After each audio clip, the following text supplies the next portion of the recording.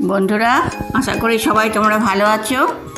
আজকে তোমাদের দেখাচ্ছি আমি সবাই তো চিতল মাছ দিয়ে মুইঠা বানায়, আমি আজকে কাতলা মাছ দিয়ে মুইঠা বানিয়ে তোমাদের দেখাবো।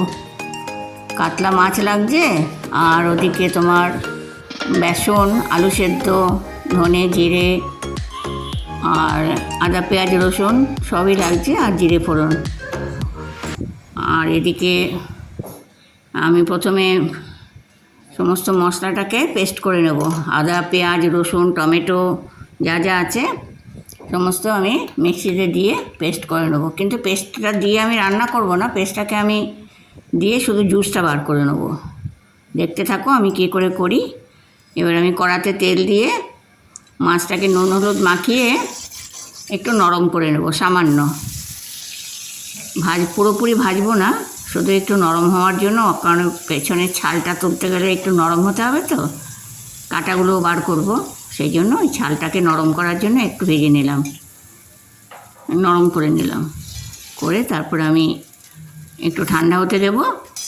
ঠান্ডা হলে আমি ওই উপরে ছালটাকেও বাদ দেবো আর কাঁটাগুলোকে বাদ দিয়ে দেবো।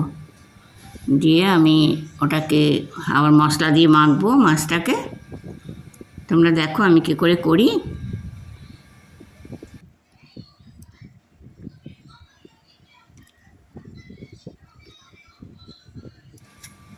এবার আমার কাটা ছাড়ানো হয়ে গেল। এবার আমি মাছের মধ্যে দেবো বেসন, আর একটা সেদ্ধ আলু দিয়ে দেবো স্ম্যাশ করে, আর দেবো তোমার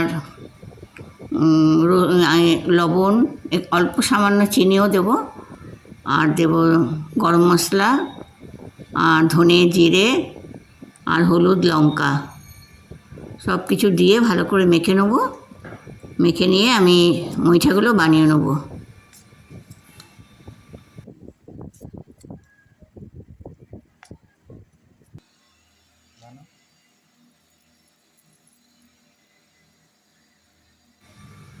আমি মুইঠাগুলো সব বানিয়ে নিলাম। বানিয়ে নিয়ে এবার আমি তেলে ভেজে নেব। এবার আমি কড়াতে তেল বসিয়ে দিলাম।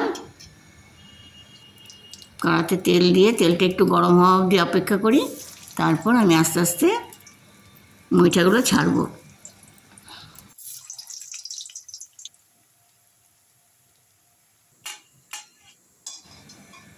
এবার আমার মাছগুলো ভাজা হয়ে গেল। মুইঠাগুলো এরকম করে করে দুবারে ভেজে নেবো আমি। তারপর আমি মশলা দিয়ে দেবো। প্রথমে জিরে ফোড়ন দেবো, একটা কাঁচা লঙ্কা দিলাম। আর আমি বললাম না, পুরো মশলাগুলোকে আমি আজকে এমনি দেবো না, আমি জুসটা বার করে আদা পেঁয়াজ রসুন টমেটো করে আমি ওই ফোড়নের মধ্যে তেলের মধ্যে দিয়ে দেবো। দিয়ে একটু ফুটতে দেবো, ওটা ঘন হয়ে যাবে। তারপরে আমি আমার জিরে হলুদ লঙ্কা আর ধনে দেবো, দিয়ে আবার ওটাকে একটু ফোটাবো।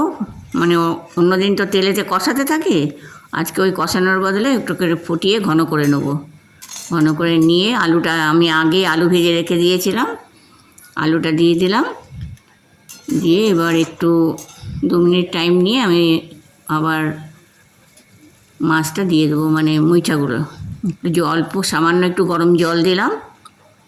গরম জল দেবে সবাই, কারণ গরম জলটা দিলে সবজিটার টেস্টটা ভালো হয়। এবার আমি মুইঠাগুলো দিয়ে দিলাম।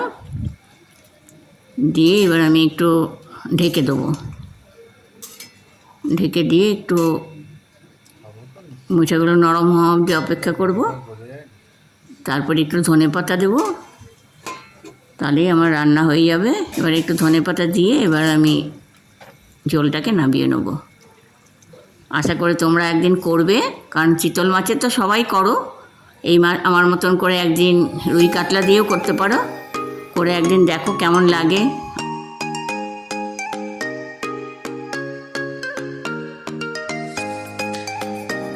আমার ভিডিও ভালো লাগলে তোমরা শেয়ার করো, কমেন্ট করো, আমাকে জানিও, আর ভালোবাসা নিও।